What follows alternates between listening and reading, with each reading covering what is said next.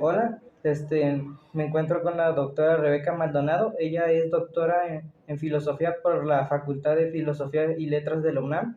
Es doctora titular B a tiempo completo del Colegio de Filosofía y miembro del Sistema Nacional de Investigadores. Se encuentra especializada en metafísica y ontología con una línea de investigación, la nada como torsión y límite de la modernidad. Ha realizado una lectura minuciosa de los textos póstumos de Martin Heidegger y al mismo tiempo una lectura de los filósofos japoneses de la escuela de Kyoto. Dos de ellos, Nishitsu Keiji y Tadame Hamie, alumnos de Heidegger, y entre otros, como Masao Abe y Shitzeru Ueda. Actualmente es coordinadora del Colegio de Filosofía de la Facultad de Filosofía y Letras de la UNAM. Bueno, me gustaría hacerle las siguientes preguntas. La primera sería, ¿cuáles fueron las corrientes occidentales que influyeron en los intelectuales de la Escuela de Kioto y en qué forma se representan estas ideas en su propio pensamiento? Bueno, es que son varios los pensadores de la escuela de Kioto y no podrías decir, ¿cómo se llama? Por ejemplo, Nishida, ¿no? Sí, Nishida se nota que tuvo una gran influencia en Bergson, ¿sí? Se nota que tuvo influencia el pragmatismo de William James, ¿sí?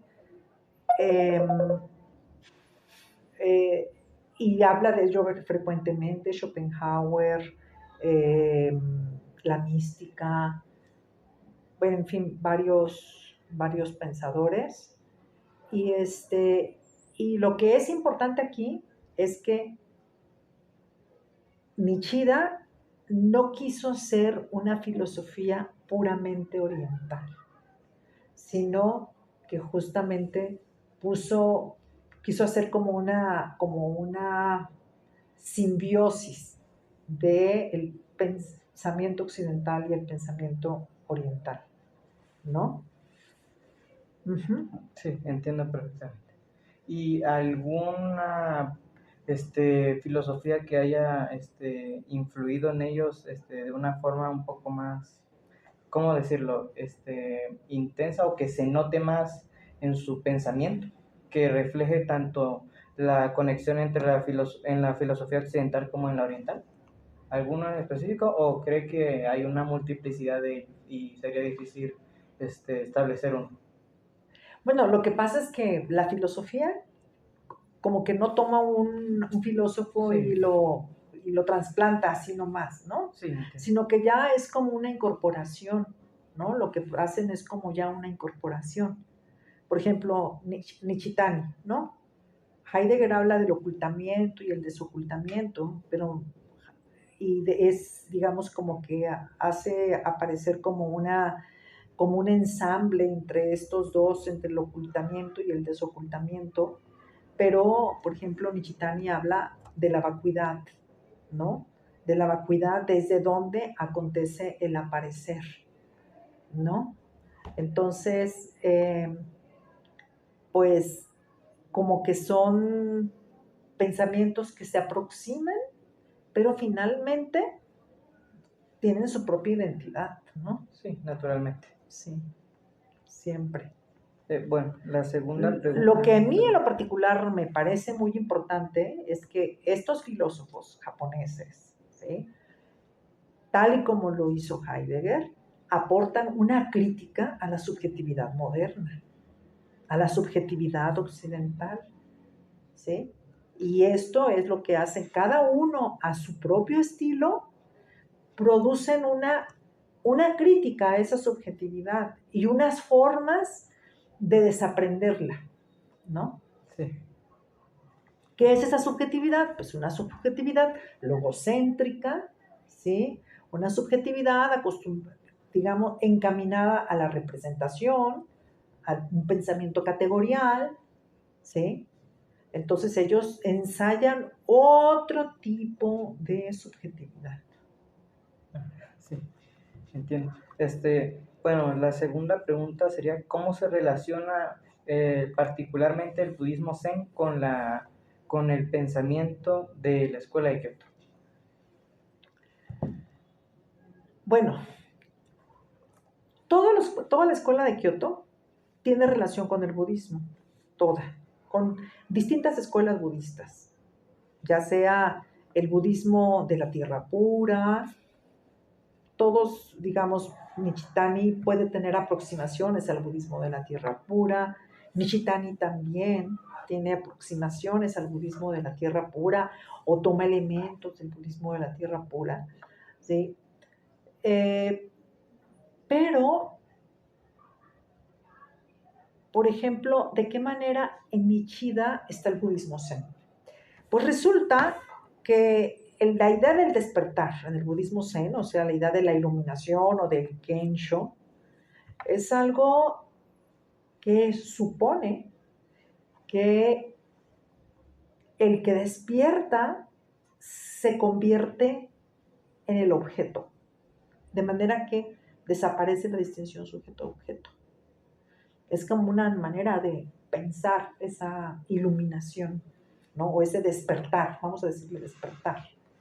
Entonces, lo que hace Nichida en su primera obra publicada es pensar ese despertar, es decir, cómo la subjetividad se convierte en lo mirado se transfiere, el que mira se transforma en lo mirado, ¿no? Quien mira la flor se transforma en la flor. Y además va a pensar que quien logra eso es también el artista, no solamente el hombre religioso, sino también el artista. Y que también el hombre ético tiene esa capacidad de volverse el otro, ¿no? Entonces, la idea de la unidad está permeando el pensamiento de Nishida. En su primera obra publicada, que se llama Indagación sobre el bien. Sí, de hecho, me parece que está traducida al español, ¿verdad? Ya está traducida al español, en Geriza. Y en el caso de Nichitani absolutamente, totalmente más bien, está influido por el Zen, ¿sí? Él, él fíjate, no desde la práctica que tuvo Nishida por 10 años, él fue un practicante de Zen por 10 años y en realidad su primera obra publicada fue pues resultado de esa experiencia, no, estuvo muy influido por esa experiencia.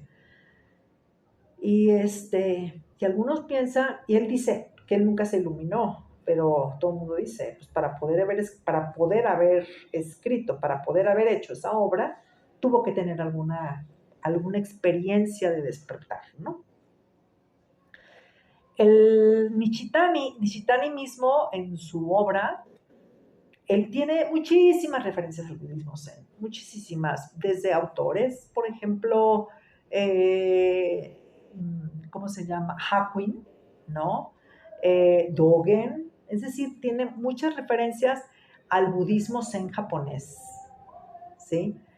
Dogen es el gran pensador zen del siglo XII en Japón, ¿sí? Y entonces gran parte de la religión y la nada se sostiene desde la idea del zazen o la práctica de meditación sentada elaborado por Dogen. Ay, bueno, y la tercera pregunta sería, ¿cómo se relaciona la filosofía de Martin Heidegger, especialmente bueno, la noción de autenticidad con la escuela de Kioto? ¿Existe esa relación?